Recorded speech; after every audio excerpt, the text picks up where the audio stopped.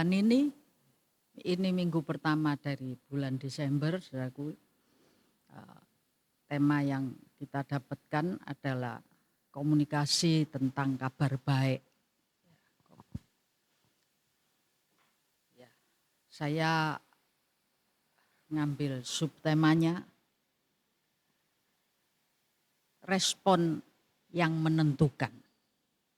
Kabarnya baik, tapi respon kitalah yang menjadi penentu. Saudaraku, yang dikatakan komunikasi, sedikit mengulang saya, adalah merupakan hubungan antar pribadi dengan pribadi, pribadi dengan kelompok, kelompok dengan kelompok, atau kelompok dengan pribadi, ya. Hubungan timbal balik, hubungan dua arah atau lebih.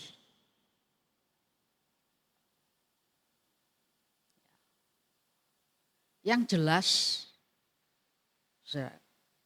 butuh respon.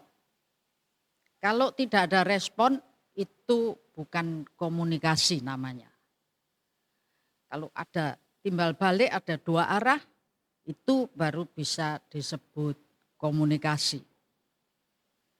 Dalam bagian ini tentang komunikasi, tentang kabar baik, tentu saja yang satu bagian adalah bagian dari Allah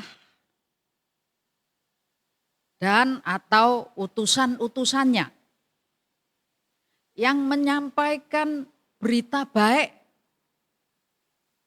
berita sukacita, berita damai sejahtera, berita kasih, itu di pihak yang satu.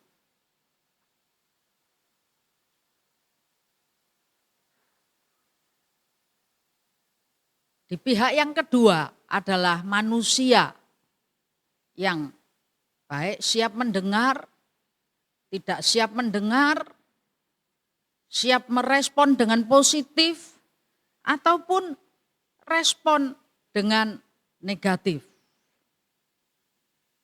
Nah, berita baiknya itu tetap, saudaraku. Tapi respon tergantung pada manusia kita. Mau memberikan respon yang seperti apa? Acuh tak acuh, tak peduli, seperti tidak mendengar, atau mendengar tapi dengan respon yang positif, bisa negatif. Dalam hal ini di Lukas pasal 2, yuk kita baca bareng aja. Dari ayat 8 sampai ayat yang ke-16.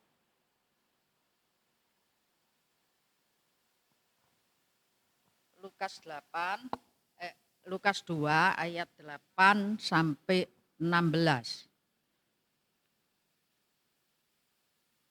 Yuk dibaca gantian ya. Ayat 8-nya saya, 9-nya Anda, nanti ayat 16-nya kita baca bareng-bareng.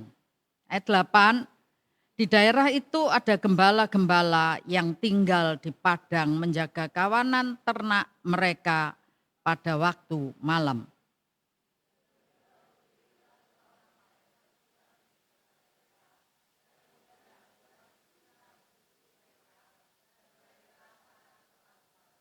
Sepuluh, lalu kata malaikat itu kepada mereka, jangan takut, sebab sesungguhnya aku memberitakan kepadamu kesukaan besar untuk seluruh bangsa.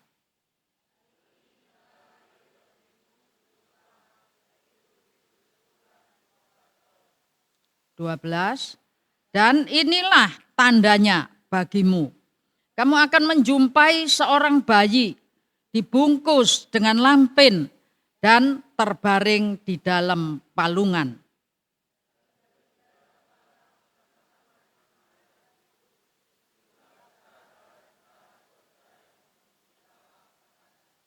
kemuliaan bagi Allah di tempat yang maha tinggi, dan damai sejahtera di bumi di antara manusia yang berkenan kepadanya.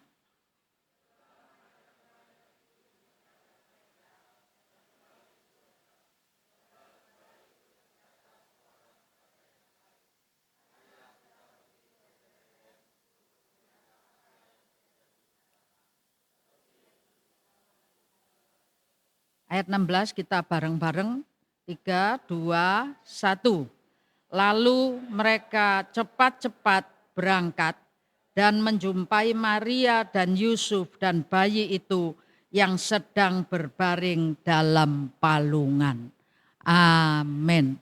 Saudaraku, berita baik khususnya di bulan Desember ini adalah berita baik tentang Natal. Saudaraku ya, tentang lahirnya Yesus Kristus Juru Selamat dunia. Yang oleh karena kelahirannya berpengaruh atas semua bangsa-bangsa di bumi ini. Dan teristimewa juga berpengaruh pada nasib kita. Itu sebabnya ayat yang kita baca itu menceritakan bagaimana berita baik itu disampaikan oleh malaikat Tuhan. Disampaikan kepada gembala-gembala yang mereka mungkin saat itu karena dalam masa penjajahan Roma, mereka juga tidak merasa sejahtera, tidak merasa aman. Itu sebabnya ketika ada malaikat menyampaikan berita, lalu langsung saja mereka ini merasa ketakutan. Bumi sedang tidak baik-baik saja. Bumi sedang diwarnai dengan kekhawatiran. Bumi juga sedang diwarnai dengan ketakutan. Banyak tekanan, banyak kejahatan terjadi. Itu sebabnya saat ini disampaikan sebuah berita baik oleh utusan dari Allah Bapa di surga. Melalui malaikat-malaikatnya, melihat mereka yang ketakutan, itu respon pertama. Ya, jadi berita baik dari pihak Allah atau utusannya. Penerimanya adalah manusia. Hari itu adalah para gembala. Respon yang pertama ketika menerima berita baik, para gembala ini pada ketakutan. Lazim enggak kira-kira? Kamu tak kasih hadiah loh gitu ya. Mosok dikasih hadiah, lari ketakutan. Enggak mungkin saudaraku ya. Orang yang terima berita baik itu tentu saja bersuka cita, tentu saja menerimanya dengan senang hati. Tapi ini ada sesuatu, something wrong gitu saudaraku ya. Itu sebabnya ketika berita baik itu disampaikan, hal ini terjadi, ketakutan. Ketakutan ini, respon ketakutan ini tidak hanya terjadi pada saat gembala-gembala itu. Tapi respon ketakutan itu sampai hari ini, kalau berita tentang kedatangan Tuhan Yesus kali yang kedua disampaikan, ada banyak juga yang merasakan ketakutan. Itu sebabnya kalau Anda ketakutan menerima berita baik, Yesus datang pertama di kandang Bethlehem. Yesus datang kali yang kedua sebagai raja atas segala raja dan hakim atas segala hakim. Kalau Anda takut, ketakutan, berarti masih ada tanda tanya, something wrong gitu saudaraku ya. Lalu hal yang kedua, respon yang kedua, mereka mendengar kata-kata jangan takut, aku ini bawa berita baik, aku bawa berita damai sejahtera. Mereka reda takutnya. Ya. Lalu karena reda takut, mereka mendengar. Orang yang takut itu tidak bisa dengar dengan baik. Baru saja malaikat ngomong, oh mereka sudah lari, mereka sudah ketakutan, mereka sudah tidak bisa punya telinga yang baik untuk mendengar. Tapi ketika diredakan takutnya, maka di sini dikatakan malaikat-malaikat menyampaikan pada gembala-gembala itu. Lalu para gembala itu memberikan respon yang baik. Respon yang baik apa? Mendengar. Bukan hanya mendengar. Kalau kita lihat di bacaan tadi, apa? Mari kita datang ke Bethlehem untuk melihat apa yang terjadi di sana seperti yang diberitahukan. Mereka tidak acuh tak acuh, mereka tidak peduli, tapi mereka ayo belum tahu saudaraku, ayo ngelihat. Itu artinya sudah respon positif. Bukan hanya ngelihat di ayat 16, lalu mereka cepat-cepat, jangan lamban, harus tanggap. Mereka memberikan tanggapan yang baik, responsif terhadap berita baik ini. Bagaimana dengan kita? Kita memang hari ini tidak lagi dengar berita lahirnya Yesus. Tapi hari-hari ini melihat situasi, melihat cuaca, melihat bencana, melihat perang, melihat dunia ini. Lalu Anda melihat di Alkitab, Matius 24. Tanda-tanda zaman. Tentu saja berita yang harus kita berikan telinga untuk mendengar adalah Yesus segera datang kali yang kedua. Datangnya dia bukan sebagai bayi di kandang Bethlehem, tapi datangnya dia adalah sebagai raja atas segala raja.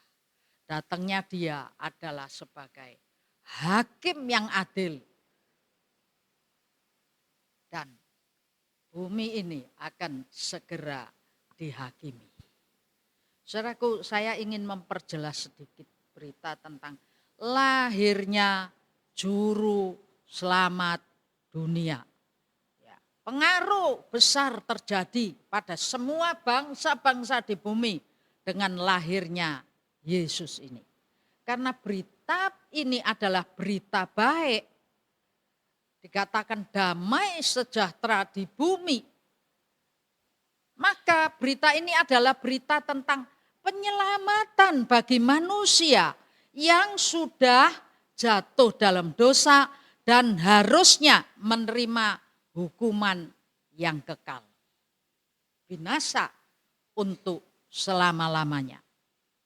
Namun karena Yesus diberikan lahir di dalam dunia ini, perubahan besar terjadi pada semua bangsa-bangsa. Bukan cuma Israel saja.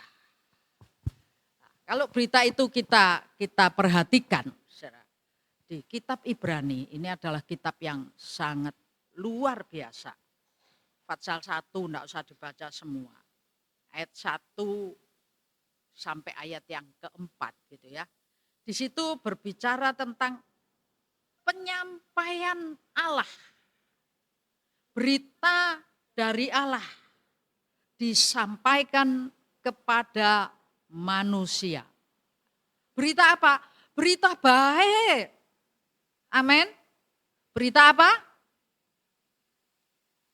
Berita apa ya? Kok ragu-ragu saudaraku? Berita apa? Baik. Berita baik. Jangan takut. Anda harus terima, harus nyimak, memperhatikan, mengerti. Ibrani pasal 1 ayat 1 sampai 4. Di situ dikatakan, enggak saya baca seluruhnya, poin-poinnya aja. Dari zaman dulu kala, berulang-ulang kali dalam berbagai cara. Ya, Allah berbicara kepada nenek moyang kita dengan perantaraan nabi-nabi. Jadi dari zaman dahulu kala. Kalau orang umum bilang zaman unta belum bungkuk. Ada unta enggak bungkuk? Dari zaman dulu kala. Dengan cara yang macam-macam. Allah berbicara. Ya, dengan sudah cari cara apa saja. Masih enggak bisa. Masih enggak didengar. Ya, memberitahukan kepada nenek moyang kita. Tapi mereka enggak bisa dengar. Ayat yang keduanya bilang, di zaman akhir ini ia berbicara kepada kita dengan perantaraan anaknya. Jadi sudah semua utusan kayak perumpamaan kebun anggur. Oh, pesuruhnya disuruh, pesuruhnya lagi disuruh, dibunuh lagi. Terakhir anaknya diutus untuk datangi kebun anggur itu. Tapi juga dibunuh. Ya, ini bagian yang kedua bilang, sampai zaman sekarang ini tidak lagi pakai utusan aja. Utusan masih berlangsung, saudaraku. Para nabi masih ada. Para hamba-hamba Tuhan yang menyampaikan, para misioneri yang menyampaikan berita-berita tentang damai sejahtera, sukacita, itu tetap masih ada. Tapi lebih daripada itu, bukan sekedar janji tentang lahirnya Yesus, tapi bukti Yesus sudah lahir ke dalam dunia ini. Anda masih teringat sama satu perumpamaan, seekor anjing yang sedang habis keserempet gitu saudaraku ya. Anjing habis keserempet, ada orang lewat datang nulungi. Karena bahasanya enggak sama, itu sebabnya orang yang nulungi digigit. Anjing sedang kesakitan kok dideketi, gigit saudara. Orang kedua datang mau digigit lagi. Orang ini mau nulungi, tapi anjing enggak ngerti. Itu sebabnya anjing yang lain datang untuk nolong anjing yang kesakitan ini. Digeret sampai ke pinggir. Baru bisa. Anjing bisa gitu, saudaraku ya. Tapi manusia, Yesus itu adalah Allah yang menjelma menjadi manusia. Tujuannya untuk apa? Supaya komunikasinya bagus, bahasanya sama. Dibunuh. Kalau mau nolong, Yusuf Roni pernah cerita. Kalau dia cuma menginjil ke penjara, menginjil lagi ke penjara, orang-orang di penjara tuh ngomong apa? Yo, kamu ndak tahu rasane di penjara sorone ya opo, gitu saudara. Tapi pada saat dia jadi narapidana, dia menginjili penjara itu, maka seluruh penjara banyak yang mengalami pertobatan. Mengapa? Podo tahu sorone gitu. Yesus Kristus ke dalam dunia, kalau bilang, oh jangan khawatir, jangan takut, oh sakitmu akan sembuh, kalau kamu sakit jangan khawatir. Ya kita bisa ngomong apa kalau Yesus tidak pernah mengalami? Tuhan Yesus pernah mengalami sakitnya lebih dari kita. Amin. Semua sakit kita, sakitnya seluruh bumi ini sudah ditanggung di atas kayu salib di Bukit Golgota. Itulah sebabnya berita ini diberitakan berita damai sejahtera. Susahnya bumi ini sudah ditanggung Yesus Kristus di atas kayu salib di Bukit Golgota. Sakitnya bumi ini semuanya sudah dialami lebih daripada sakitnya manusia biasa. Baru ini tim arkeologi daerah Timur Tengah sana menemukan tulang kaki yang betul-betul ditembus paku. Ada pakunya. Anda bisa lihat di YouTube, baru ditemukan belum lama. Sampai orang itu membayangkan, ini tulang ini loh sakit. Tulang retak dikit aja sakitnya bukan main, saudaraku. Ini tulang ditusuk sama paku gede, paku dodur. Tahu paku dodur? Orang yang enggak di bangunan enggak tahu. Paku yang gedenya lebih dari ini, saudaraku. Paku yang buat maku blandar, kayu-kayu blandar. Kena tulang kebentuk dikit, berapa tahun lalu kaki saya kebentur, kena tulangnya. Duh, sakitnya loh, kok heran ya sampai sekarang. Kadang-kadang nyeri gitu. Loh, itu ditutuk sampai segitunya. Jadi artinya Yesus diberikan turun ke dalam dunia ini supaya manusia ini percaya ada bahasa yang bukan cuma bahasa teori, tapi ada bahasa praktikum yang bisa kita lihat. Yesus betul-betul lahir, Yesus betul-betul menderita, Yesus betul-betul mati, Yesus betul-betul menang atas kematian dan bangkit. Dan Yesus yang bangkit itu penolong bagi kita. Amin. Amin. Ya. Di Ibrani 4 itu, saudaraku, dijelaskan siapa Yesus itu. Ya. Anaknya itu, di ayat yang ketiga, ia adalah cahaya kemuliaan Allah. Ia adalah cahaya yang diturunkan ke dalam bumi ini adalah cahaya kemuliaan Allah. Bumi yang gelap gulita, penuh dengan kejahatan, penuh dengan yang jelek-jelek, saudara.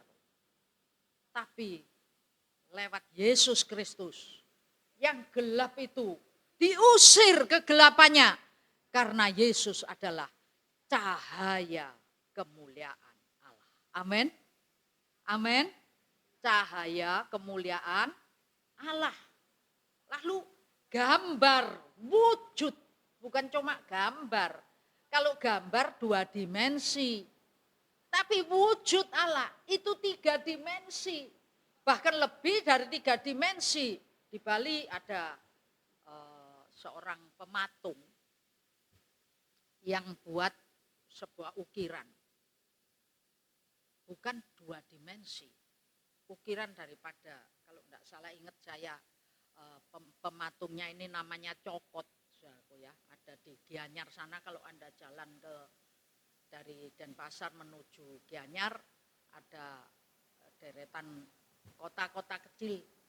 Nah, di sanalah ada gerai, dipamerkanlah hasil daripada ukiran Cokot ini.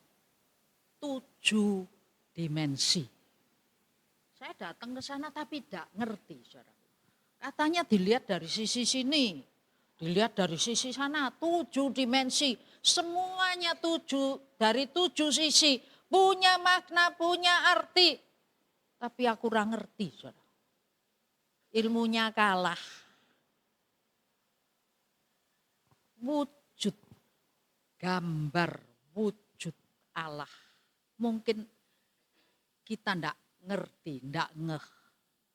Karena tidak tutup. Alkitab ini yang dibuka berapa bagian sih? Belum semua bagian Alkitab itu rahasianya dibukakan. Itu aja manusia kita ini banyak tidak ngerti. Benar? Anda baca Alkitab ngerti terus? Banyak tidak ngerti, saudaraku. Tapi kalau tidak ngerti jangan putus asa. Minta ngerti, cari ngerti, usaha dengan gigih. Maka dimensi demi dimensi Alkitab itu akan dibukakan untuk Anda. Karena ketika dimensi Alkitab tidak dibukakan untuk Anda, ayat suratannya Rasul Paulus bilang apa? Alkitab itu tertutup untuk orang yang akan binasa. Jadi kalau kita tidak ngerti firman, jangan berdiam diri. Celaka aku, gulungan kitab itu masih tertutup di kitab Wahyu. Tapi ada suara mengatakan, ada anak domba yang sudah diutus untuk buka gulungan kitab itu. Amin. Artinya sudah bukan rahasia. Sudah punya kesempatan bagi kita ini untuk dimensi demi dimensi kita ngerti Alkitab. Mau ngerti Alkitab? Mau ngerti firman Tuhan? Pada saat Anda mulai ngerti, Anda bisa gini. Anda tahu ngoncek bawang. Ngonceki bawang tahu enggak? Yang laki-laki mungkin enggak tahu ya, ngoncek bawang ku ya apa gitu. Bawang itu kalau dikoncek, enggak usah bawang yang kecil, bombay, bawang bombay. Itu begitu dikupas gini saudara, satu lapis, satu lapis, satu lapis, satu lapis, terbuka semuanya. Alkitab kalau kita pelajari, kalau kita tekuni dengan sungguh, maka kita akan, loh ternyata gini ta, loh ternyata gini, ini luar biasa, rahasia ini bagus, baik. Ini loh gambar dan wujud Allah diturunkan ke bumi. Aku adalah firman, dan firman pada mulanya adalah firman, dan firman itu adalah pribadi Yesus Kristus. Amin. Mau merespon dengan baik, hati-hati kalau enggak ngerespon. Saya mesti kejar waktu, saudaraku ya, di ayat 3. Nah, dan menopang segala yang ada, ini sudah pernah tak bahas ya, menopang segala yang ada dengan firman-Nya yang penuh kekuasaan. Saya pernah jelasin, apa? Loh, bumi ini kok gak ucul teko pradaranya ya? Kenapa? Ada rotasinya kan bumi ini. Matahari ada rotasinya. Bintang ada rotasinya sendiri. Tubrukan. Bergeser saja tidak. Siapa yang nopang? Kalau kita masih bisa berdiri di planet ini dengan baik. Lu sakjane lo kita ini ngadeg gini atau nyungsep gini. Enggak tahu kan? Kita di belahan mana? Mungkin aja miring gini saudaraku. Karena kita ada 3 tulistiwa, miring. Kita ini berdirinya miring gini semua. Kalau Anda sadar Anda miring, lu kok gak nyungsep gitu. Kenapa? Karena ada kuasa firman. Amin. Yang menopang kita semua. Hidup kita ini hari ini ditopang oleh kuasa firman Tuhan. Yesus lahir ke bumi. Firman diberikan kepada manusia. Manusia bisa eksis seperti hari ini. Anda dan saya eksis toh? Sebagai apapun Anda, kita punya eksistensi. Itu karena apa? Karena ada firman yang penuh kuasa menopang. Kalau firman ini kurang kuasanya, kita jelungup. Kayak orang vertigo, ada yang pernah vertigo, tahu-tahu, lu lah kok bumi ini goleng gitu saudaraku. Itu vertigo. Kalau kita ini topangan firman kurang kuasanya, jadi vertigo guling kabeh. Karena kita di Katulistiwa, yang enggak goleng yang di kutub utara, berdiri tapi kademen. Kita di Katulistiwa, kita di pinggir-pinggir perut bumi. Anda jelungup, kenyataannya ada kok hari ini. Kenapa? Saya ingin menekankan, itu karena kuasa firman penciptaan masih berlaku sampai hari ini. Amin. Dan banyak hal saudaraku ya, dia duduk di sebelah kanan dan nanti kapan-kapan ya ini kita bahas lagi sendiri. Ibrani 1 ayat 1 sampai 4. Ada 7 poin penting tentang Yesus yang lahir ke dalam bumi ini. Diberikan kepada kita yang terbaik, sinar kemuliaan Allah, gambar dan wujud Allah, firman yang kuasa luar biasa. Namun sekalipun berulang-ulang berkali-kali diberitakan, tidak semua manusia menerima berita firman itu. Di Ibrani tadi lewat nabi-nabi, salah satunya saudaraku adalah Yesaya. Banyak nabi, salah satunya Nabi Yesaya. Berita tentang kelahiran Yesus, berita tentang kematian Yesus, berita tentang kasih Yesus kepada kita. Itu di kitab Yesaya begitu jelas-jelasnya. Tapi apa yang terjadi? Saudara, Yesaya itu 66 pasal, garis besarnya ya. Yesaya itu 66 pasal, pasal 1 sampai 39 itu berbicara tentang manusia yang dihukum oleh Allah, tegur oleh Allah gitu ya. Lalu dari pasal 40 sampai 66. Ya, 39 pasal dan 27 pasal itu berbicara tentang berita baik ini. Tapi manusia yang sudah terlanjur sekian periode, sekian abad dijajah, hidup dalam tekanan, hidup dalam ketakutan, hidup dalam pemberontakan, hidup dalam kekhawatiran, hidup dalam kejahatan. Ketika menerima kabar baik, Raison Rimo tidak bisa terima.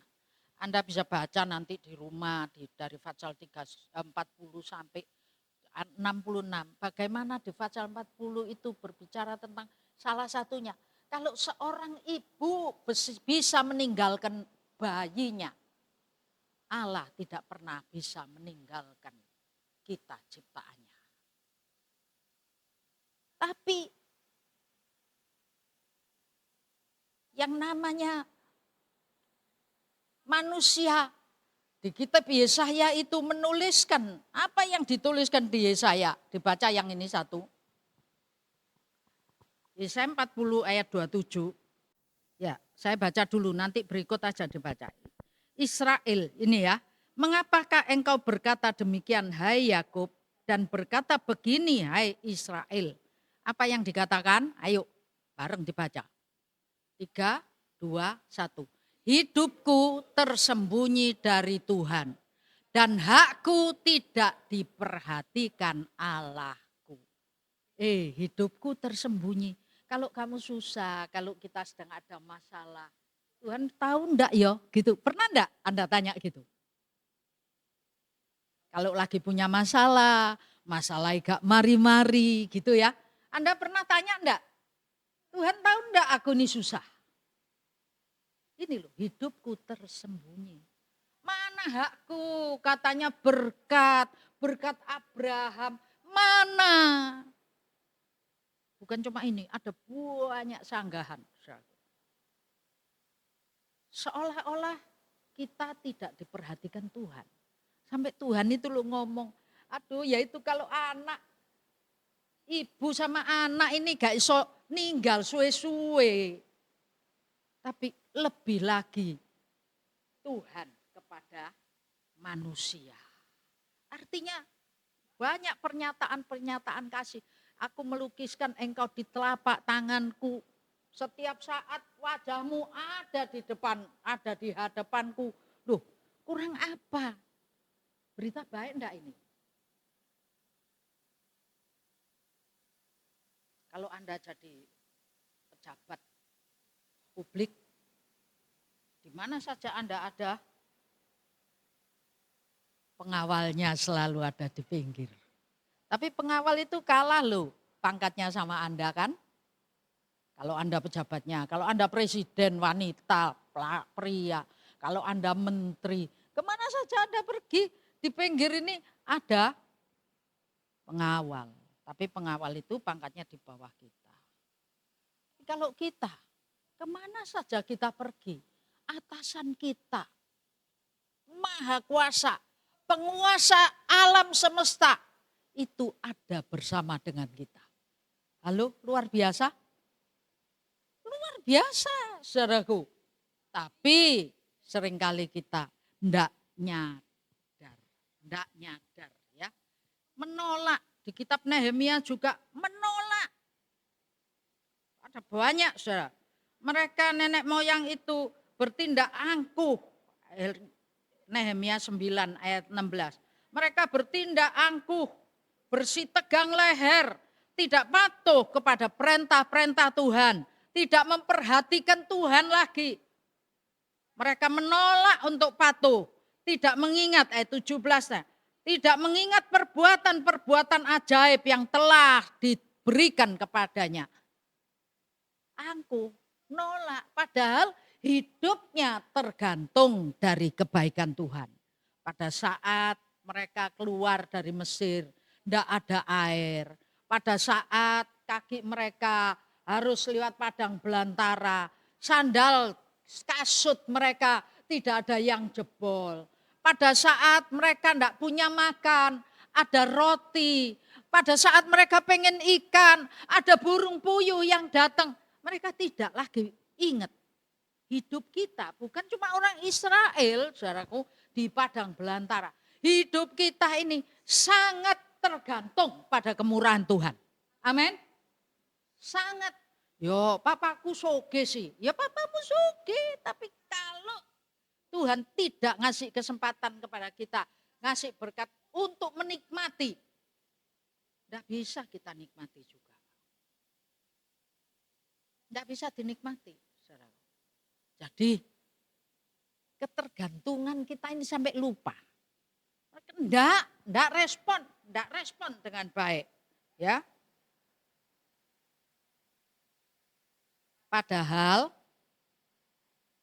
ya ini bentar ya, sebelum itu kita baca yang di perjanjian baru yang tidak respon. Ada di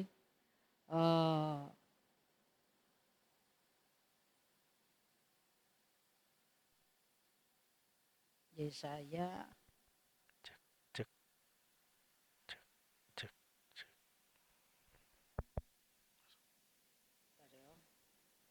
Roma ayat pasal 10 ayat 16. Dibaca yang ini, Roma 10 ayat 16.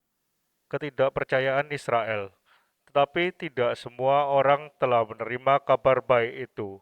Yesaya sendiri telah berkata, Tuhan, siapakah yang percaya kepada pemberitaan kami? Ya, Yesaya sampai ngomong, Tuhan, siapa yang percaya kepada pemberitaan kami? Respon. Yesaya sendiri ketika melihat kekudusan Allah, Yesaya merespon dengan takut. Waduh, mesti mati aku. Aku najis, tinggal di bangsa yang najis. Lihat kekudusan Allah, pasti mati. Tapi Allah bilang, enggak mati kamu. Dikuduskan oleh hadirat Tuhan. Lalu bukan hanya itu, Yesaya merespon. Bukan merespon menerima kabar baik. Tapi ketika Tuhan tanya, siapa yang hendak kuutus pada bangsa-bangsa ini? Jawab Yesaya, utuslah aku Tuhan. Setelah menerima pengudusan, Yesaya siap diutus. Kita ini bukan hanya bisa menerima, merespon untuk iman kita, untuk hidup kita saja tentang Yesus pemberi damai sejahtera. Yesus memberi hidup kekal. Tapi kita juga harus bisa memberikan respon. Aku akan jadi utusan Tuhan untuk bisa memberitakan. Ini respon yang positif, saudaraku ya. Respon tanggap yang bagus. Kita coba Yakobus 1 ayat 19.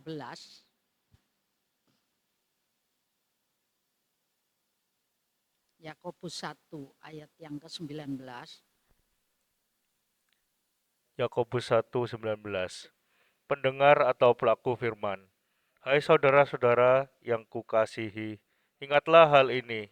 Setiap orang hendaklah cepat untuk mendengar, tetapi lambat untuk berkata-kata, dan juga lambat untuk marah. Ya, mendengar, cepat untuk mendengar, lambat untuk berkata-kata, tapi lambat juga untuk marah. Berkata-kata dan marah adalah respon, tapi respon yang negatif, saudaraku. Yesaya ndak lambat loh pada saat bilang, utuslah aku Tuhan. Bukan, aku tak pulang, tak pikir-pikir, minta waktu seminggu, minta waktu sebulan. Oh, tahun depan Tuhan. Ini hampir tutup tahun ya. Siapa yang Tuhan gerakkan hatinya untuk melakukan banyak pekerjaan? Aku akan lebih aktif, aku akan lebih setia, aku akan melayani lebih lagi. Siapa? Lalu bilang tahun depan Tuhan. Respon ya di sini, respon yang negatif harus lambat, tapi cepat mendengar. Maksudnya bukan cuma ngerungokno, bukan cuma mendengarkan. Cepat mendengar itu kalau Anda mek kerungu aja, denger aja. Itu bukan cepat dengar. Semua orang cepat dengar toh. Tapi dengar, hari Kamis saya sempat beritakan sedikit. Cepat dengar, mendengar, mengerti, lalu menanggapi dengan positif, dengan secepatnya. Itu yang disebut cepat mendengar. Dengan kata lain saya bilang tanggap. Anda harus tanggap, Anda dan saya harus tanggap terhadap pemberitaan firman Tuhan. Ya, Roma 10 ayat 17 katakan, mendengar apa? Mendengar firman Tuhan. Cepat tanggap. Amin. Cepat mendengar dan juga cepat tanggap. Tapi kalau yang komentar ini lambat berkata-kata. Berkata-kata itu berucap ucapan-ucapan yang tidak bermanfaat, ucapan komplain dan lain sebagainya. Kebanyakan orang cepat untuk komplain. Halo, siapa yang enggak cepat komplain? Lek ngrungokno apa lek komplain, buanter cuwepet saudara. Tapi enggak ada yang cepat kayak Yesaya. Utus aku Tuhan. Kalau sudah dikasih Tuhan tugas, tahun depan Tuhan. Tahun depan entek. Tahun depan lagi Tuhan. Tahun depan lagi Tuhan. Enggak habis-habis aku ya. Nah, ada banyak tanggapan-tanggapan negatif itu di kitab-kitab Keluaran, kitab ada banyak ya. Tapi saya ingin memberikan contoh tentang tanggapan negatif dan positif. Enggak usah dibaca. Tanggapan yang negatif. Anda tahu ini cepat tanggap. Doek, gambarnya fotonya ditunjukkan, tolong siapa Irin ya yang tugas. Lah ini doek, yang baju merah itu doek. Yang nggak tahu baca Alkitab gak doek. Anda tahu tokoh doek siapa? Pengawalnya Saul yang ditaruh di kampung imam. Habis itu ketika Daud melarikan diri dari Saul, lalu Daud ini minta pedang, minta roti, bekasnya roti lamanya persembahan, tapi dikasih oleh Imam Abiatar. Doeg ada di sana. Daud ngelirik gini, wah orang ini bahaya. Betul, langsung laporan ke Saul. Saul datang, satu kampung imam karena omongan Doeg, karena laporan Doeg, karena respon yang tanggap negatif dari Doeg, maka satu kampung imam 70 imam dibantai. Pakai baju efod, kain linen itu dibantai. Orang lain tidak ada yang berani, ayo bunuh mereka. Gitu. Tidak ada yang berani. Doeg orang Edom ini mengangkat pedangnya. Yaitu itu imam masih pakai baju lenan, ya masih pakai baju imam, pakai topi imam, bantai sama Doeg. Respon yang cepat, paling cepat. Pada saat lihat Daud datang, matanya Doeg sudah nyimpen di memorinya. Itu sebabnya Daud juga tanggap, lihat orang ini bahaya. Langsung nyaut, langsung lapor ke Saul. Saul langsung nyusul ke situ, pasukan-pasukannya. Semua disuruh bunuh, tidak ada yang berani. Yang berani cuma Doeg. Hati-hati, respon mulut, respon sikap. Ini bukan cuma mulut sikap. Itu bahaya kalau negatif. Tapi respon yang positif saya ingin tunjukkan. Nanti baca di Mazmur 52, di 1 Samuel 21 dan 22. Anda tahu tentang Doeg ini. Tapi tanggap yang positif. Siapa saja? Sipora. Kenal Sipora? Oh, enggak ada di sini Bu Sunai. Bu Sunai itu yang pakai nama Sipora. Sipora itu adalah istrinya Musa, Sipora. Sekali waktu Musa yang diutus Tuhan untuk berjalan, diutus untuk bawa orang Israel keluar dari Mesir menuju ke tanah Kanaan. Anda tahu di tengah perjalanan Tuhan hendak membunuh Musa. Kok enggak masuk akal ya Tuhan ini. Wong ini utusan kok dibunuh. Ada yang keliru di Musa. Kenapa? Anaknya tidak disunat hari yang ke-8. Lupa saking repotnya. Teledor.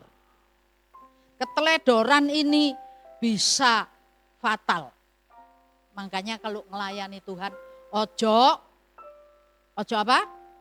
Teledor. Ojo asal-asalan. Melayani yang sebaik-baik. Berikan yang terbaik buat Tuhan. Ini yang namanya Sipora. Apa yang terjadi, saudaraku? Oh, dia tahu, dia merasa, dia langsung anaknya disunat dan pisau sunatnya batunya itu ditempelkan ke Musa. Musa ini disebut pengantin darah. Respon yang positif, yang tanggap, yang cepat sudah menyelamatkan Musa, seorang yang besar utusan Tuhan daripada kebinasaan. Dia bisa menjalankan tugasnya sampai tuntas. Ada Doeg, ada Musa, perjanjian baru ada Rasul Paulus. Begitu dengar, begitu ketemu Tuhan, Rasul Paulus ini yang tadinya pembunuh, penganiaya, berubah. Orang semua sampai ketakutan. Apa? Rasul Paulus memberitakan Injil kemana-mana. Sing bener iki jak jebakan nah. Mbok aku sing dipateni ngrungokno gitu saudara.